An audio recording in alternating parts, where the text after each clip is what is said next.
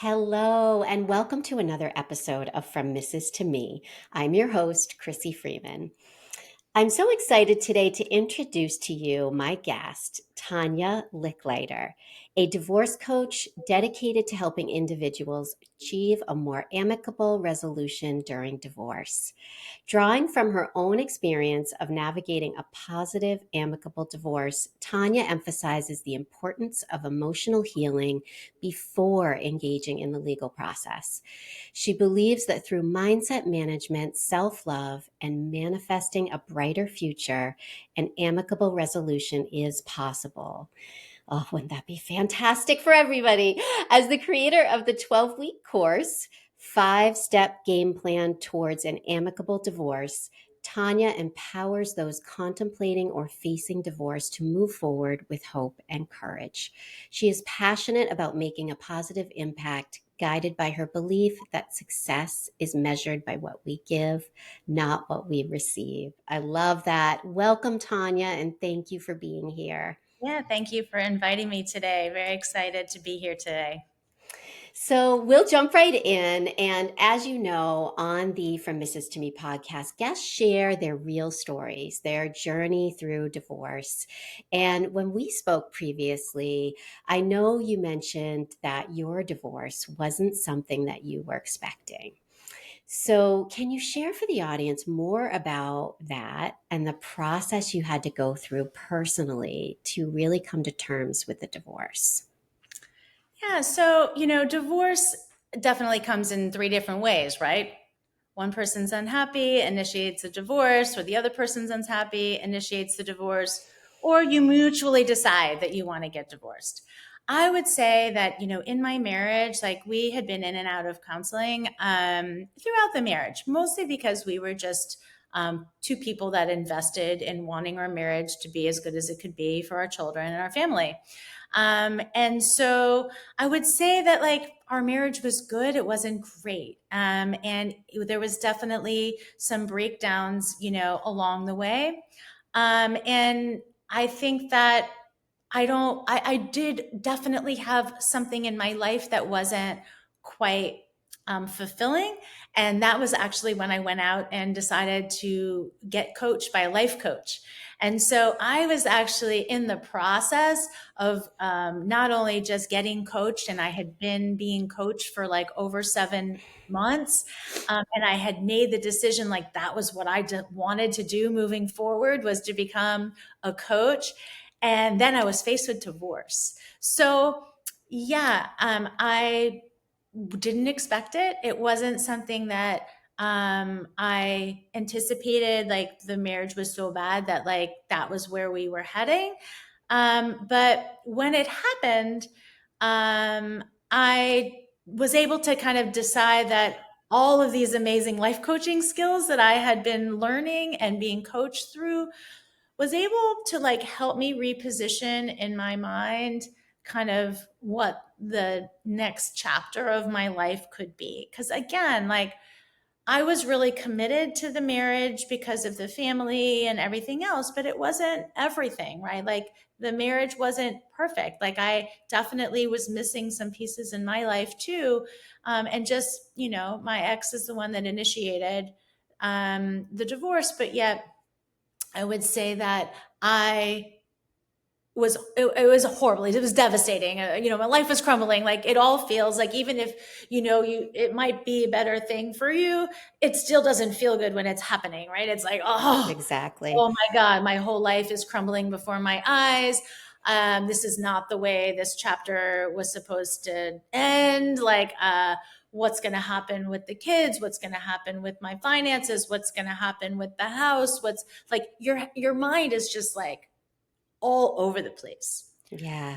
So I would say that when this happened, it was unexpected, but it wasn't 100% like I was in bliss and like, how could this ever happen to me? Like I wasn't in bliss. So yeah, I'm sure And other I, people have those stories. yeah, and I find that that is the case a lot. I mean, it takes people all, we all grieve through this process. And I think some of us, it takes a little longer than others. and that's part of the work, right? Is really trying to overcome that and get out of this place of sort of stuckness where we can tend to get stuck, which is replaying the what if I did this that differently, what if I did that differently, instead of really looking at, okay, let's start from where I am today. We can't go back, we can't change what happened, we can reflect on learnings and move forward from that, which I think is the gift. But you had what a beautiful gift that you were able to experience what life coaching is like before the divorce even happened. So you had been going through some life coaching, you had been getting some life coaching, and along that realized that you wanted to do some life coaching. So tell us a little bit about sort of how you kind of picked yourself back up and started pursuing this work that you're doing and sort of being in service to others. And how did you do that when because I think we can get stuck in sort of I can't do this now, I'm going through a divorce, financial overwhelm, all of the things. How did you really sort of get yourself to this place of, I can create something new? Yeah, so well, I'm kind of a serial entrepreneur. I have started a few different businesses in my life. I ran a health and wellness business when I was in my 20s.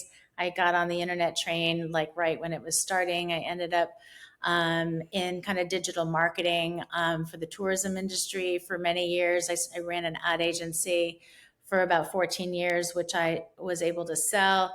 And when I sold my last company and I had some time to think about what's next as I was working for the company that bought me, again, I wanted to get back to helping people. And even though in my industry, I felt like I was always helping people, like even with, marketing solutions and how I can help other businesses thrive, like to me, it was all about how I can help. And so the idea of coaching to me was interesting. And at the time I thought maybe I would do executive coaching, considering I had been a business owner, and I have done some executive coaching.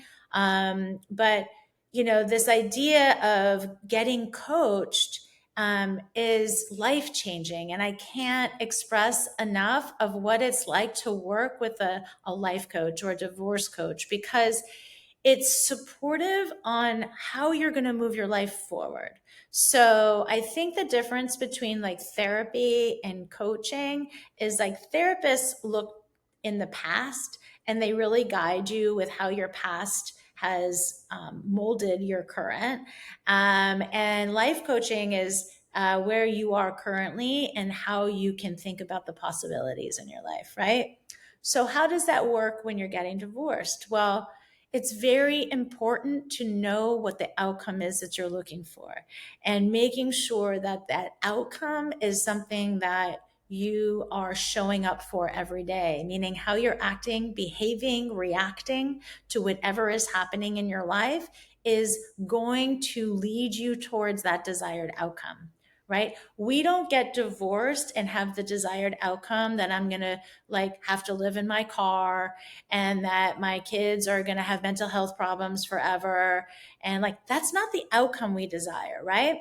The outcome we desire is that we're going to have a brighter future. We're going to have a life be a new chapter, and that we might find love again, and that our kids are going to feel very, accepting and centered, and because they know that they're loved and they have two parents that love them. And, you can't control the way your soon to be ex is going to act or be in your life, but you can control your reactions to them. So we really do focus at Better Than Bitter on this results oriented work, and a lot of it comes from like cognitive restructuring, and I love that part of coaching because it teaches you how your thoughts are directly related to your actions, which are related to your results. So that's what we teach. And that's what got me through my divorce.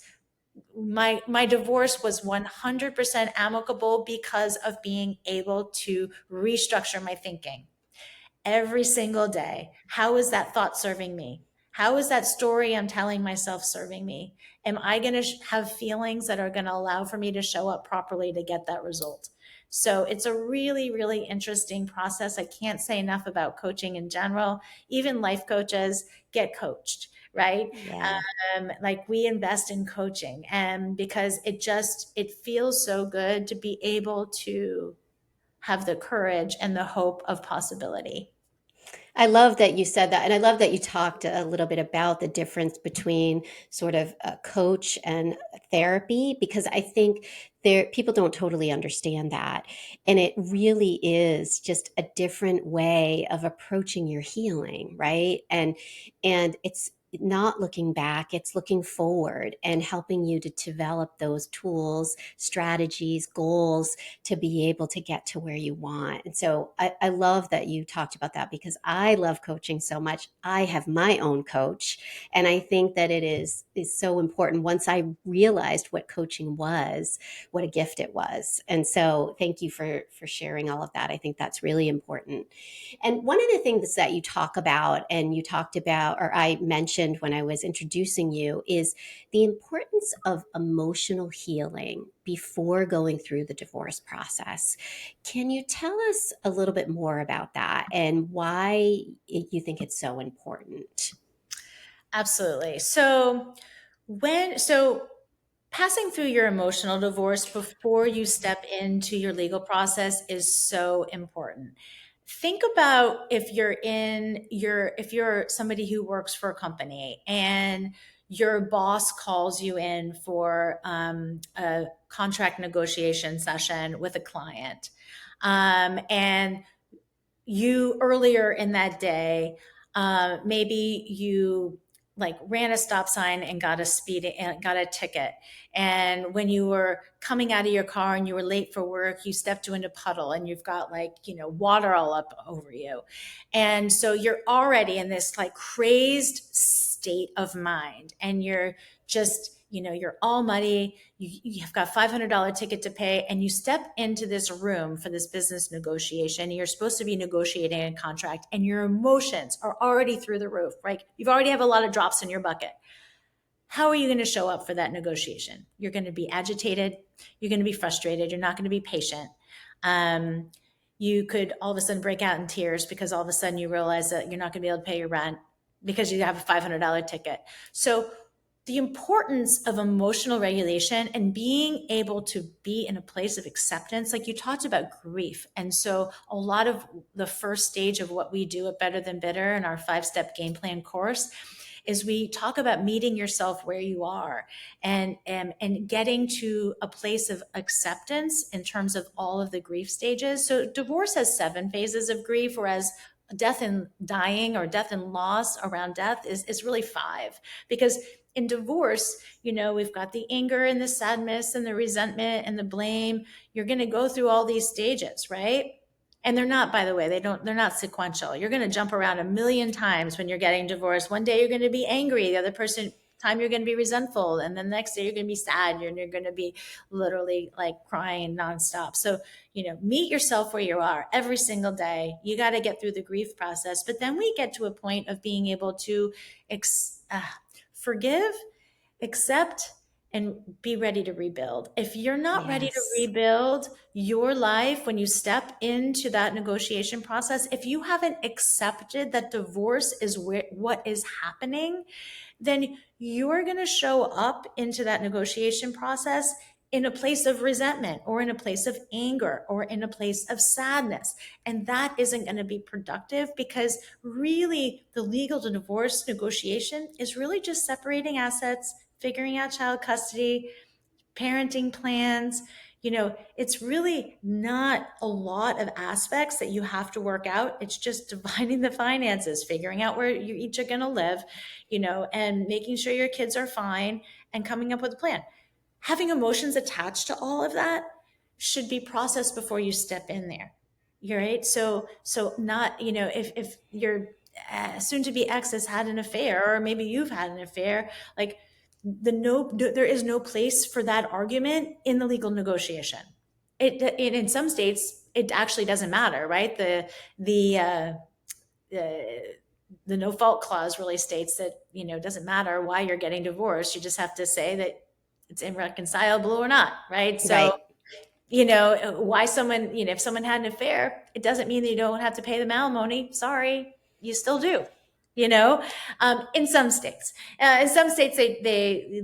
are some, kind of more fault requirements. So they make you stay married for a certain amount of time and make you work through your issues with counseling to make sure divorce is actually, the end point. But in other states, it doesn't matter. But you have to throw away the why in order to move forward into. So we talk about three simple shifts, and I have a webinar on it. But throwing away the why and meeting yourself where you are, and making sure you're manifesting your desired outcome, like those are three mindset shifts that you have to have in order to get to a place of being able to have an alternative dispute resolution option, an uncontested divorce. And Yeah. that's what we're all hoping for. We don't want the judge to have to make decisions for us. We don't want to No. have lawyers fighting it out on our behalf. Like, no, like you should be able to advocate for yourself, come to an agreement, know that you can save yourself money. And yeah, I know you don't want to have to pay that out, but you know what? You're going to have to. Like at the end of the day, like Yeah. it is what it is. And you're going to either pay the lawyers or you're going to pay your soon to be ex. So, like, wouldn't you rather the Exactly. money go to like your kids and your, soon to be ex, like taking care of your kids versus, a Yeah. lawyer? Anyway, I'm pretty passionate about that. Yes, no, I love it because I don't think a lot of women think about that, or men, probably. I mean, I think and it could be coming from either side. Meaning, if you are the one that is making the decision to leave the marriage, there can be guilt with that, and you Yeah. also don't want to carry that guilt into it Nope. because then you go into these meetings and you're like, okay, you can have that, sure, I don't worry about it, and no. You need to go into this with a clear mind and thinking about number one first, yourself. But the only way to do that is to clear all that away. So I love that you talked about that because we do get hung up in that. And a lot of that too is looking again back and trying to, it's forgiveness. I love that you use the word forgiveness because I think so many people go, no, I cannot forgive. I cannot forgive. Well, okay, you don't have to forgive what happened. You just have to forgive and let it go for yourself Yeah. and for your emotional healing. And I think there's so many ways to do that, but I think I'm so glad to hear that that's a part of your process because I think we try to skip over that sometimes and you can't. It's part of the process. And I also think you have to forgive yourself. So I feel like, we talk about the idea around self compassion and what does that really mean? And it's the way you're talking to yourself. So, none of us are perfect. We're all human beings, right? We haven't shown up for our marriage in a perfect way. And so for self forgiveness, the way you're talking to yourself, it needs to be the way you would talk to your friend. So, I would never say, Chrissy, you know what? You should have had sex more times with your husband and then you would have not been divorced, right? Like, Right. so, I would never say that to you, right? Right. But are you saying that to yourself? And so the question is when you begin to forgive yourself for, maybe the things that you didn't do that you are really ruminating over, but have some self-compassion. Stop talking to yourself in ways that you wouldn't talk to a friend, and check in with yourself about that. Like, what did I just say to myself? Like, would I say that to Chrissy? Oh my God, I would never say that to Chrissy. So why am I talking to myself like that? And forgive yourself for all of that, all the things that maybe you felt like you didn't, do right. We're human. None of it, no marriage is going to be perfect. And most likely all those things that you think that you did not do, it wasn't the reason why you're getting divorced. Like, Yeah. maybe in a collective, it contributed, but like it takes two to tango. And so it's more like it just, the acceptance part of like, it just, we didn't grow together or we evolved differently or yeah, our needs are different now than they were 20 years ago and having some acceptance around that. And, you know, it's funny because like with my ex, like I just, I always felt like he wasn't happy. And I remember going to therapy, and the therapist said to me, "So, is it the fact that, you don't think he's happy, or you don't think he's happy with you?" Or maybe he said, is it the fact that you want him to be happy, or do you want him to be happy with you?"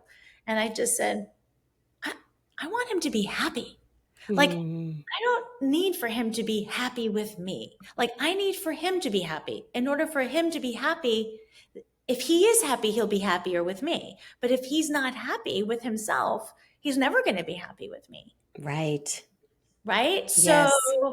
So, this idea, this self-talk, this self-blame, it's not about that. The other person has to also be in a good place of mind, and it's not anything that you can do or not do that's going to make them feel better, right? And so, give yourself a break, and really just allow for yourself to know that it's not your fault, and that, yeah, could you have shown up a little differently? Could they have shown up a little differently? Yeah, but like, you also just don't know how many drops in the bucket that person has, or where they are with their own self-love.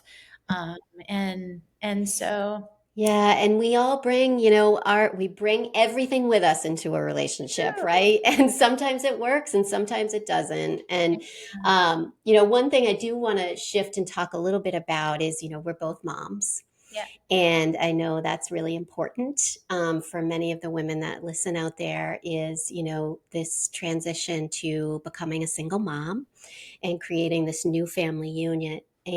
But the most important thing, as you and I have talked about, is the importance of having a healthy co parenting relationship with your former spouse and the benefits of that. And so I want to talk about your situation because you have managed to create a positive co parenting relationship. Can you tell us more about how you've been able to do that? Yeah. So, my ex and I are in a pretty unique situation. So we nest with our children, which means that the primary residence, although when we divided the assets, the primary residence is something that I own. But yet, I felt very strongly, and so did my ex, that we could not have our kids become the travelers. So, if anybody has ever traveled for work on a consistent basis, they know what it's like to live out of a suitcase. And I was one of those people. I traveled a lot for work. I know what it's like to live out of a suitcase, and it doesn't feel good. You just feel really unsettled a lot of the time. And so we made the decision that we were going to get a 2 bedroom, 2 bathroom apartment that was very close to our house. And that in the parenting plan we had created, which was a 2-2-3, which really becomes more like a 2-5 because you get an extended weekend on one side or the Right. other. That we would alternate ourselves in and out of the primary residence and into the apartment, right? So when I have the kids, I'm in the house. We do happen to have a guest room in the house. And so my ex husband has created his space in the guest room, which is downstairs. So he has his own bathroom and he has his own bedroom. So when he comes into the house, he stays into his space, and I leave and go to the apartment. And again, we have a 2 bedroom, 2 bath apartment. So I have my bedroom and bathroom. He has his bedroom and bathroom, and we have a common area. I'm actually in it right now. And we keep the apartment like an Airbnb. So every time you walk into it, it's spotless. We're never picking up after each other. The garbage is down. We keep a couple staples that we share in the refrigerator that we share costs on, like eggs, milk, etc. And again, we don't make our kids go back and forth. And it's worked out so well. Our kids don't feel like their life has been disrupted at all, really. It took a little while for mostly my son to adjust. Our daughter is now in college, so we have teenagers. And so I think that there's a little bit different if you're looking at a long term solution. Because if you've got little kids, nesting for 6 or 7 years might not be ideal, but if you're looking at a couple of years, I think it's a really great alternative. You have to have two separate residences anyway. And usually the courts say that if the children are going back and forth, in some states, they'll even require a certain amount of space in order to accommodate for the other children. So, having two spaces you have to invest in anyway if someone's going to move out, right? So this is just another way of looking at it, especially if you don't have to share and alternate beds in either one of the spaces. Because I think that if you don't have the financial means to have a guest room in the main house and you're having to alternate sharing the master bedroom bed, that's a boundary you would have to feel how you feel about it, like the changing of the sheets, Mm-hmm. kind of stuff. So I would say this doesn't work for everyone. But we really get along. And I have made a real conscious effort to learn how to communicate effectively. I've made a real conscious effort to, if I need to press pause because something that I heard didn't feel quite right, I make sure I check for understanding, making sure that I'm doing active listening, making sure I'm interpreting what he's saying properly. You know, even saying things like that felt kind of hurtful. Was your intent to be hurtful? Because most likely it wasn't an intent. It was probably just the way I was interpreting. And so, again, I actually just launched a webinar. It's called uh, How to Fight Better to Get What You Want in Divorce. And it's actually based off of the Gottman, who are relationship marriage counselors, repair checklist. So it's a communication tool. So I took a lot what they do in marriage in terms of how they teach communication to have a more effective fight or productive fight. And I took that and I thought about it as it relates to divorce because we're still in a relationship. Like Mm-hmm. when you get divorced and you have children, guess what? You are still in a relationship. And you were talking Yes. about co parenting. So, how can we be effective co-parents in a evolved relationship or re-envisioned relationship? You still have this person in your life, so you are either going to arrive every day from a place of hate, which feels horrible, by the way, or you can come from a place of love and compassion and understanding, even if they've done something in their past to hurt you tremendously. Guess what? Like you said, forgiveness. Get over it and move on, because the only person it's going to affect later is you. Yes.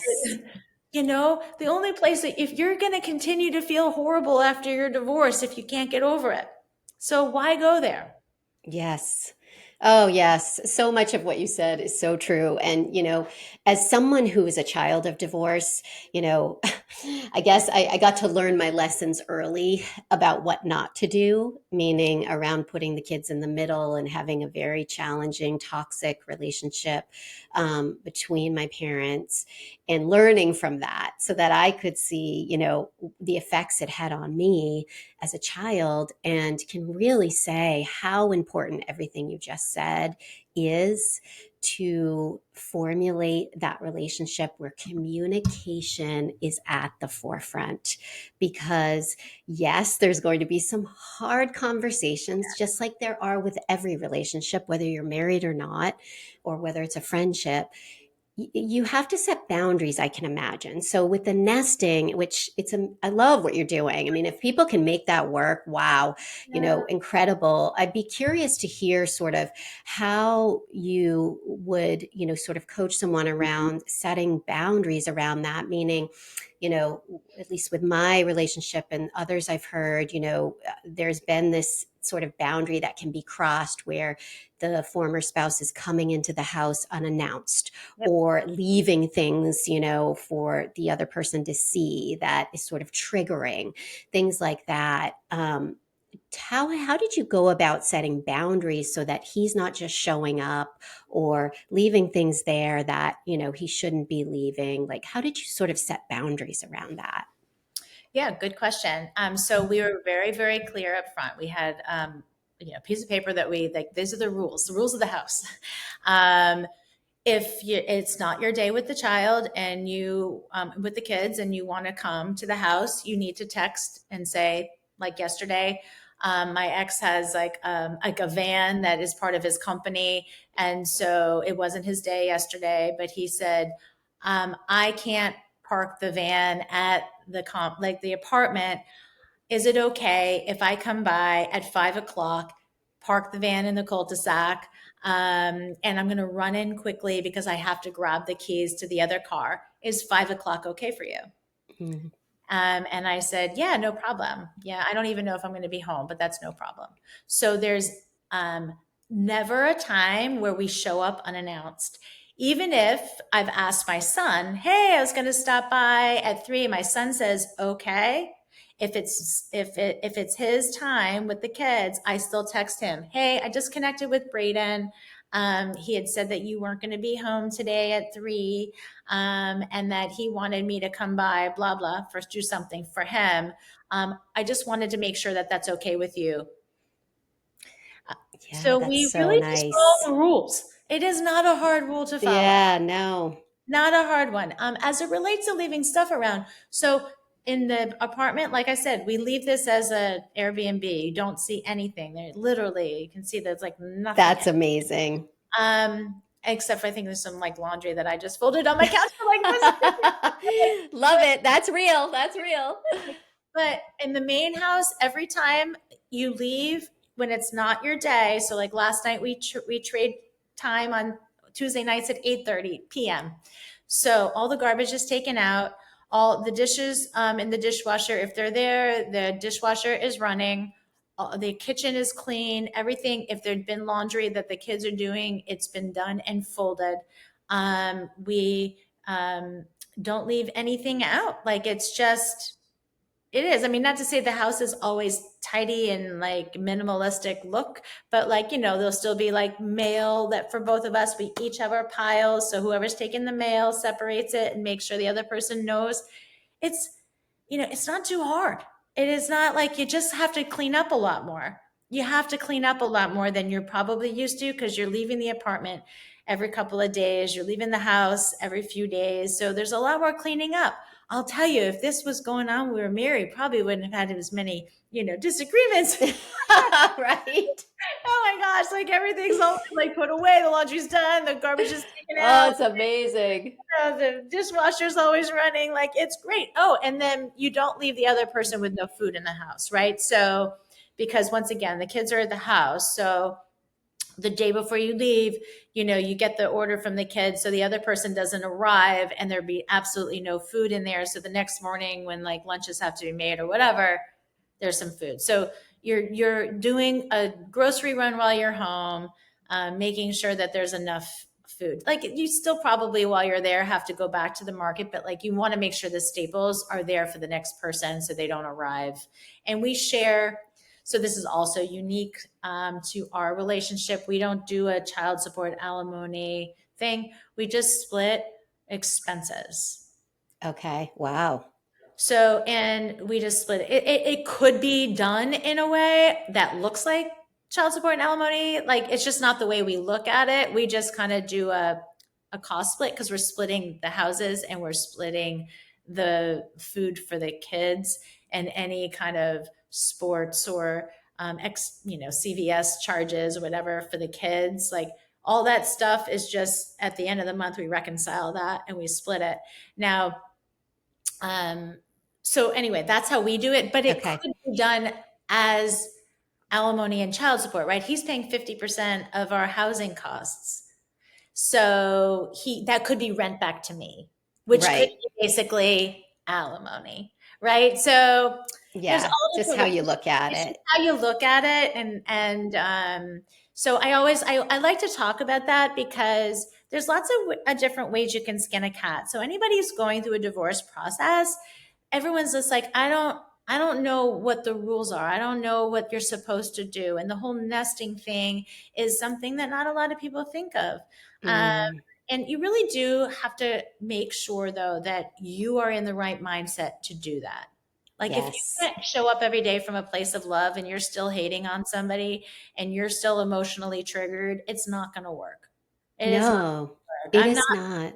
I'm not emotionally triggered. Every once in a while, I have like waves of stuff, but like I just take that time and then I rethink, why am I thinking that? Like, why am I telling myself that story? Is that serving me today? Like, is that making me sad? Like to think that way? And that's not a fact. So why am I actually thinking it? Like, I don't even know if that's true. You know? Yeah. Well, and I think, when we're emotional, we want to rush through something. It's like, Yeah. I don't want to feel this anymore. I just want to be done with it. I want to shut it down. I don't want to think about it anymore. Yeah. And unfortunately, that's not the way it works, No. meaning once you end it, everything's done. And that's why I think the lesson is to slow down. It's okay to slow down. Give yourself that time, like you said, to heal and to just work through the emotions before you're making decisions when you're in that emotional turmoil, right? When you're really angry or sad or whatever the emotion is. I think what I'm hearing you say is that it's important to stop, Yeah. to allow yourself time to go in and to really just look at that. What am I experiencing? What do I need? And how do I get the support that I need so that I can heal before we move forward with all of the other things that we're going to need to do? Yeah, I mean, most of the people who come to me first, in our kind of one-to-one free consults that we offer, the first thing is like, I don't know anything about divorce. Like, I've never done this before, so like, who do I need to hire? And so Mm, it's about kind of backing them up out of that to say like, okay, but let's talk about where you are emotionally to figure out if you're right. I'm happy to have the conversation around like what you need to gather and like, how to think about parenting plans and custody. I'm happy to talk about all that, but it's not where you want to start because there's not a real reason why divorce has to be so rushed. If you want to be separated, great. Definitely think about doing a separation agreement because it's just temporarily where you are. If one person has, moved out, or even if and I lived in the house for 9 months being separated. Again, we had two separate rooms. We had already told the children, and we had explained to them that for the next 9 months, we're going to be sharing space, but we're going to have a parenting plan. So someone's going to be on duty and the other person's not. So we're not going to all be sitting at the table every night for dinner. If it's dad's night, he's going to be sitting down. I'm going to most likely go for a run with my running club or go out with friends. Or if I am home, I would say, I would ask, I was like, hey, do you think we could do a family dinner tonight? I don't have plans. So we did that in a separation. Again, like you have to be good with yourself and you have to have a level of self-confidence and courage to know that like you can't show up from a place of hate, and this is what's good for your kids. If you're not hating on each other at the dinner table, like if you can have a fun time and allow some level of connectivity to happen between all of you, again, this relationship is something that you're going to have if you've got kids forever. right. So it's about putting all your differences aside for a moment of shared experience that could be, something that brings joy to everybody. So I Yeah. know it's like, I know my friends like, this is the most amicable divorce ever. But I swear it really comes from being able to manage your mindset and be thinking about your kids and Yeah, and in thinking about your kids too, it sounds like what I'm hearing you say is it's also super important to communicate with the kids what is happening, how it is going to work. I mean, you just mentioned, we're not going to have dinner at the dinner table every night as a family just because we're here. This is how it's going to work. And so I think it's not only communication with your co-parent, it's also really being honest and clear with your kids about how it's going to work. Absolutely. And I'm so sensitive to this because a lot of times when people separate and they maybe have decided they're going to be in two different locations and they have, the kids obviously know there's a separation happening, but they believe that having a deeper discussion on what's going on with the kids is going to negatively affect the kids. Like, Right. them not really knowing what's going on might protect them from, like, oh my God, my parents are getting divorced. But what I'm telling you is that that's not the case. Kids like predictability, they like structure, they like boundaries, believe it or not. Yes, they do. And them having a clear plan, even if, again, you decide that when you separate that you're going to allow, if you're not nesting and you separate and somebody is living somewhere else and you're not ready to define parenting time, or you're not making your, maybe one person right in the separation has the kids under the wherever they've been living and you haven't really structured something. So what's the visitation opportunity for the other person who's moved out? Maybe you're not ready to create structure around that, but let them know. You Yeah. know, Yeah. right now, dad has moved out. We are separated. And we have yet to define kind of a defined parenting time. So dad will be flowing in and out of the house. And I'm okay with that. I want you all to be able to have your dad as much as he's able to be here right now for you. But just let Yeah. them know that that's the structure. At some, and then, as things get closer to having a more defined plan as to, like, if that's going to go on forever or if not, like, make sure that they are knowing what's going on so they know how it's going to affect them. And Yeah. kids really would prefer for them to know that dad's going to be there after school on Mondays and Tuesdays. And you think that it's just better for them to be flowing in and out of the house. I have to tell you, sometimes if you don't show up at all for 2 days, like, that's harder on the kids. Like, define it up front if you can, because it creates structure. And then if they get bonus time, awesome.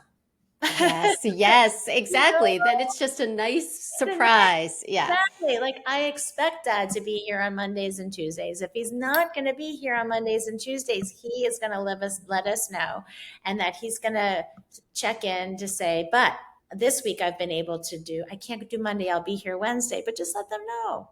Yes, they need structure. Thank you for that. That Yeah. was the key to really keeping my kids informed. Yeah. And part of the process was having a really good structured plan around when we were coming and going. So I could not agree more I with mean, not that. that the kids, and my kids are older, you'd think that they'd get it in their mind because it's in the calendar. But wait, are you and dad switching tonight? Wait, whose night is it? Wait. I'm like, oh my gosh, it's been 2 years. Like, Yeah, exactly. You got to keep it's reminding been them. 2 years. And you're, wait, what time's dad coming tonight? I was like, the same time he comes every weekend, and it's in your calendar. Yeah, exactly. I mean, not only did they have their own calendars, like Google Yes, calendars, yes. we also had a dry erase board that Oh, has a look at that. calendar Tanya, that those are the things. we write, okay, dad, mom. Like, I mean, we had it literally to a T every day. So I'm like, okay. When they would ask me, I'm like, where's the calendar? There's one there. So anyway, yes, I totally My know kids that. didn't move back and forth. My kids stayed in the house. So, like, they were Yeah. kind of like, oh, dad's coming. Like, oh my gosh. They're like, Yeah. funny things like, oh, can you cook dinner before he gets here? Because we'd rather you cook, you know? Right, right. I know. They also have their preferences. Oh, They don't yes. always get those either, So, but that's life. But honestly, this has been such a great conversation. good. And if the audience wants to find out more about you, I mean, there's several things. You talk about your 12-week course, the 5-step game plan towards an amicable divorce. You also mentioned some different webinars. How do they find you, and how do they get this information? Yeah. So, my website is called Better Than Bitter. .coach. So not .com, but .coach, better than bitter .coach. And on there, I offer a free one-to-one consult for anybody who is either beginning their divorce process, or maybe they've actually stepped into their legal divorce and are really just struggling because they know they really haven't been ready for where they've stepped into. And they, even though it's not ideal to be working and doing the hard work while in your legal divorce process, it still can work. I actually didn't step into doing hard work on myself about divorce until I was already in mediation. It just takes longer. So I recommend, if you're at the very beginning, start yourself off, right? Take the 5-step game plan course. It's course and very integrated coursework associated with 26 different modules of interactive learning. So I've created a private podcast so you can listen to the course. You can watch the course in terms of video content, and you can read it. And then each module has associated coursework to it. And I have one package that includes unlimited one-to-one chat coaching. So that means that through our chat platform, whatever's going on in your life, you can be chatting and you needing support at the time. We do a lot of cognitive restructuring in that chat coaching. So, Mm. you come to me and you've been ruminating over something, or maybe your soon to be ex said something to you that was quite triggering. So how are you thinking about it? How is that making you feel? How are you acting or reacting because you're feeling that feeling? And what are the results you're going to get if you don't restructure your thinking? Mm. So we really do a lot of that in our chat coaching. If you don't want chat coaching, some people just do our 5-step game plan course, which is just the course and the coursework, and they invest in one-to-one Zoom coaching. So we sell those in single sessions, or you can buy packages against that. So some people would much rather have this going on. And then anybody who works with us is going to be invited into our group. So we have weekly group calls, whether you want to be active and coached live, or you just want to listen in, because I'll be doing some educational training every week, and we present webinars. And then launching soon is our membership, and our membership is going to have access to our webinar library. So today, when you come to our site, you will be able to access some free webinar content, and we encourage you to book your free one-to-one breakthrough call. So that's a lot of the stuff you'll get when you get to the website. And if you want to just go ahead and buy the course, you can just look at what we offer and purchase the courses there. And so it's been so Great. great to be able to talk a little bit more about our course and about our offerings. And our real mission is that everybody really can try to destigmatize divorce and divorce dialogue. I just believe that 50% of us in America get divorced these days. And the fact that there's still a divorce dialogue and a stigma around someone who's been divorced, and our kids feel like they have to hang their head low or have a difficulty telling their friends that their parents are getting divorced because they feel shame in that. I want to change that, not because I want more people to get divorced. I don't. I think everybody should work on their marriage. But if divorce is something you're faced with or feel like you need to initiate, and you know what, that's okay. And our kids shouldn't feel shameful because their parents are divorced. And let's, together kind of change that divorce dialogue. Yes, I couldn't agree more. And so many amazing resources that you've outlined. Thank you, Tania, for being here. That will also be in the show notes as well for those of you listening. If you missed anything, you can go back and look at the show notes. So thank you for the work you are doing. And thank you for being here today. And to the audience, mark your calendars. Saturday, October 26th, I will be hosting a retreat for women. It is going to be located in Maine called Fall Into You. So more information is on my website at FromMrsToMe.com.